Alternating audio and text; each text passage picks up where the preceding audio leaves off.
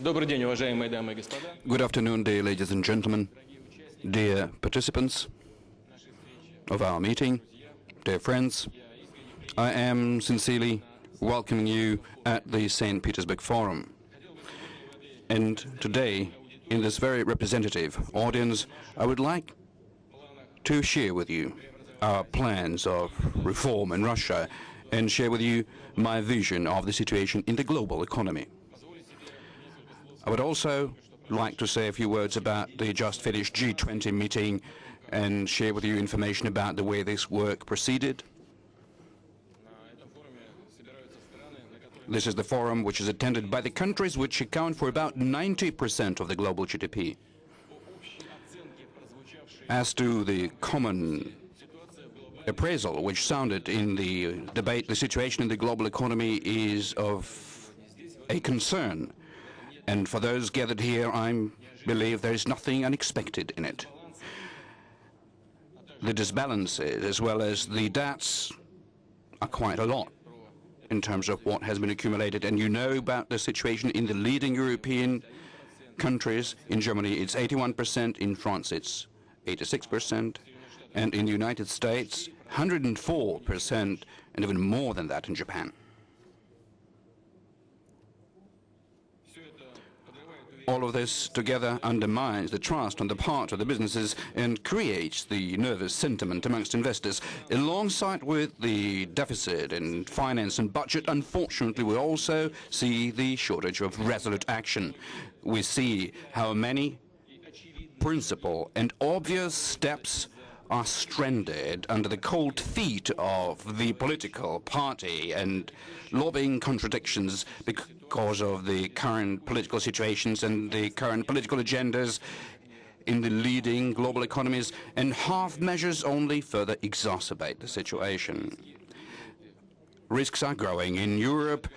At the exchanges in Europe, there is a growing mistrust in the financial stability of the major European economies. The core countries in the Eurozone, so far, unfortunately, were not able to fight back the sliding into the new phase of recession, and there is no unanimity amongst them in terms of the way out of the crisis, although I do hope that during the forthcoming summit meetings in the Eurozone, such consolidated decisions will be made.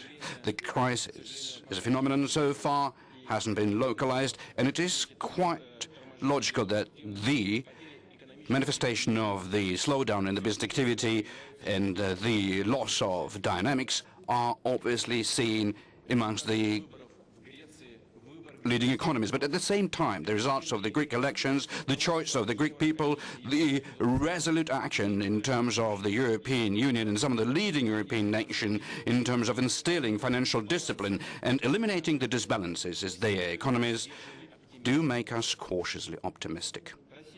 Russia believes that there is a need for an urgent, well-coordinated action to clear up and make the global finance recover, and to put into place an unseverable cord which will connect them to the real manufacturing sector and its result. But at the same time, it is valid and justified to raise the issue about strengthening the role of the so-called emerging economies and the so-called new economic nations in identifying the steps which will define the nature of the global economic order. This is something that the BRICS countries summit debated, which occurred upon the framework of the G20, Brazil, India, Russia, and the South Africa and China. These countries not only confirmed their readiness to assist in implementing the stabilization measures to strengthen the stability of the global economy, but also undertook towards that end specific action and committed themselves additionally to allocate to IMF about 75 billion US dollars. Quite naturally, we wish to be able to have a say in how this money is going to be disposed of, and we believe that from just talk, one should switch over to realistic working on the IMF reforms and other international financial institutions, to the kind of reform which would take into account the new economic landscape. And overall, one should talk about producing renewed and viable rules of the international trading and mutual investments, about the real resolution of the issue of sustainable development, certainly including the energy security. I should underscore that all of these themes we intend to make topical and actively promote them in the course of the forthcoming Russian chairmanship in G20 in 2013. And we have proposed to our partners to get together specifically here in a year's time in St. Petersburg. But on a larger scale of things, the time has come for the G20 to fully adopt the burden of effective leadership. It means that G20 should not turn itself into yet another elite club, which is taking care only of its members. Selfishness and behind-the-scenes dealing won't add to stability and trust.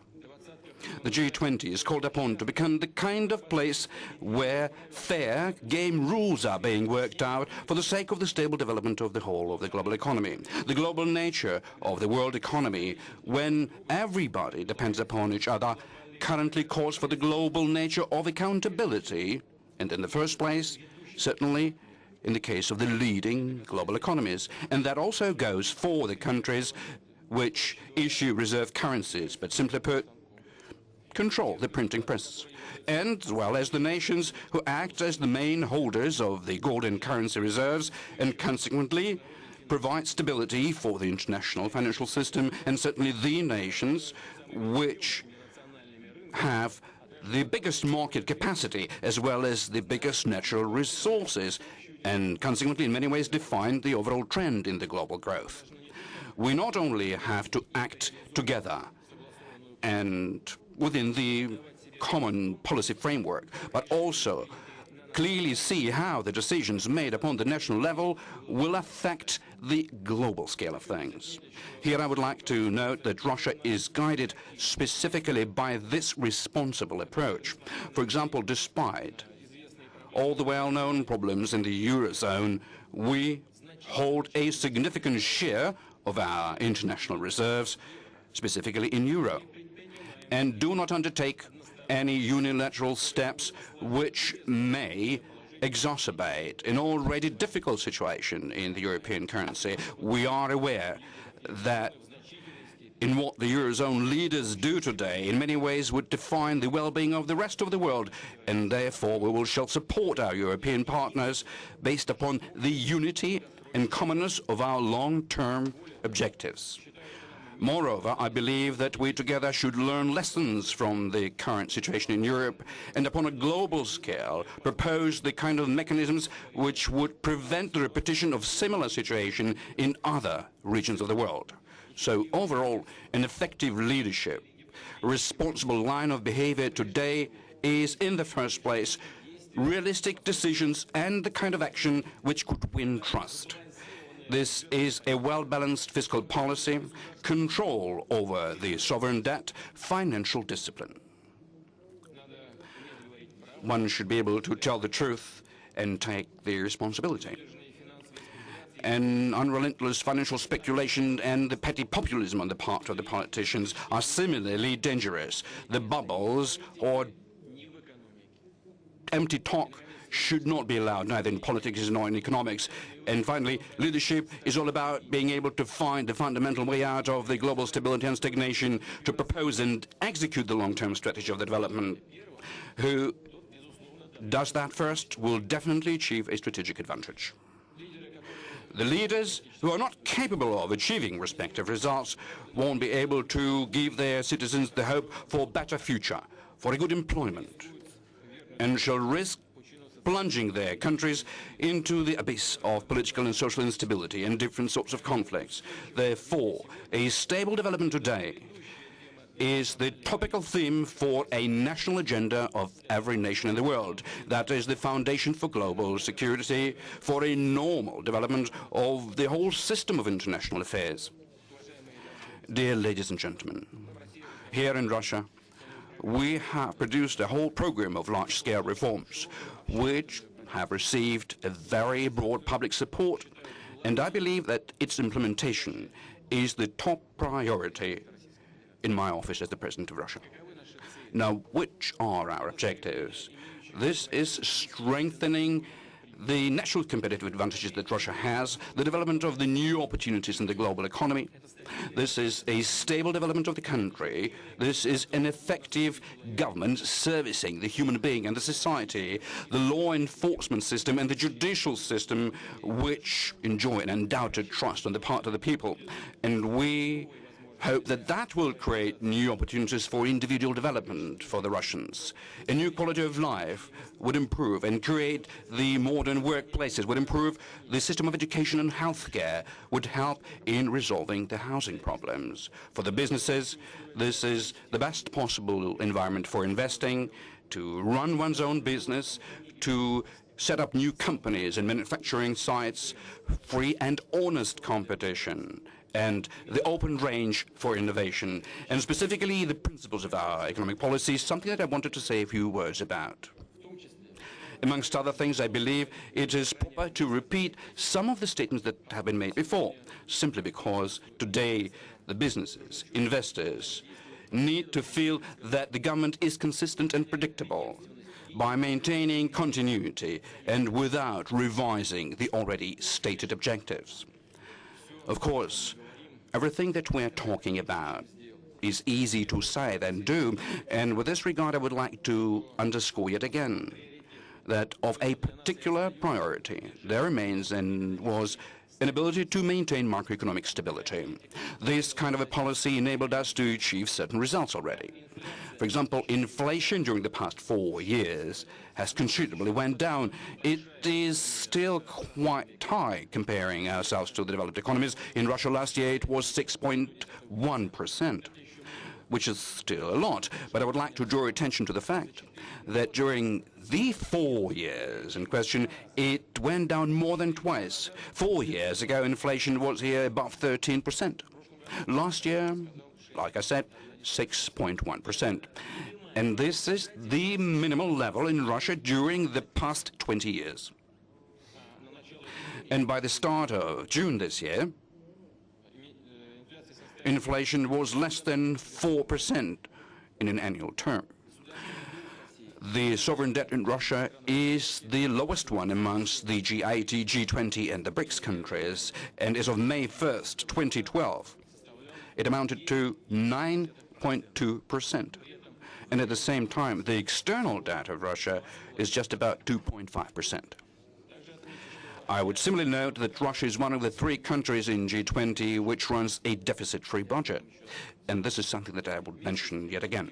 But at the same time, the current macroeconomic indicators are quite acceptable and good ones, and this is no reason for us to become complacent. We can clearly see serious long-term and mid-term challenges that our economy is facing. This country's economy hasn't been yet diversified. A significant part of the value-added share is being created in the natural resource sectors. Still large is a share of the non-competitive, old manufacturing facilities.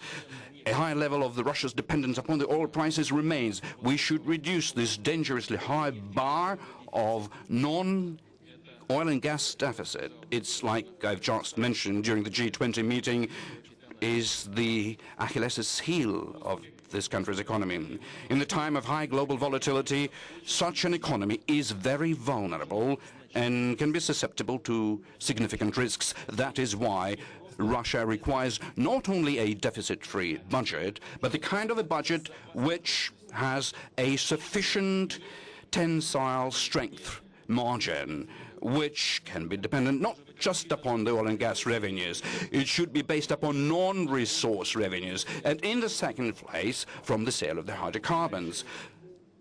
Therefore, very soon, there's going to be a new budget rule put in place with a kind of rationale for the amount of our liabilities, the fiscal expenditures, and the long-term investment programs that the government is involved could not be dependent upon the current oil prices. As far as the windfall profits are concerned, they will be used to replenish the reserves in the first place. Simultaneously, the central bank shall continue its flexible exchange policy. It already makes a lot of a contribution to lessen the